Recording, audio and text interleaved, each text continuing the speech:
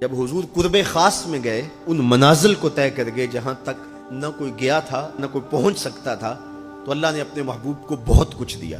محبوب کی جھولی میں بہت کچھ ڈالا اور ڈال کر کے کہا اے محبوب یہ تو میں نے خود دیا ہے، اب تو اپنی چاہت بھی بتا، تیری چاہت کیا ہے۔ یہ مہمان نوازی کے تقاضے ہوتے ہیں نا، کہ سب کچھ پیش کرنے کے بعد بھی میزبان کہتا ہے آپ کی کوئی پسند، تو سب کچھ دینے کے باوجود پیارے بتائیے آپ کو کیا دیا جائے۔ اب پھر حضور کی ڈیمانڈ دیکھیے، حضور نے مانگا کیا؟ الو زر مانگا، دولت مانگی، یہ تو قدموں میں رلتے تھے، حضور آنکھ اٹھا کے نہیں دیکھتے تھے، تو پھر مانگا کہا اے اللہ ساری زندگی میں کہتا رہا کہ تو میرا رب ہے، یہ میں نے غاروں میں بھی کہا، طائف کے بازاروں میں بھی کہا، مکے کی گلیوں میں بھی کہا، برستے پتھروں کے سائے میں بھی کہا، میرے سر انور پہ اوجلی ڈالی جاتی رہی، میں نے سر نہیں اٹھایا اور کہا کہ تو میرا رب ہے، ساری زندگی میں نے کہا کہ تو میرا رب ہے، آج تو بھی تو کہہ دے کہ تو میرا بندہ ہے، مجھے عبد کہہ کے پکار دے۔ ملا جیون علیہ رحمہ فرماتے، امام راضی بھی لکھتے ہیں یہ حضور کا پسند فرمودہ ہے، اور پھر عبدیت کا بندے کی طرف سے جو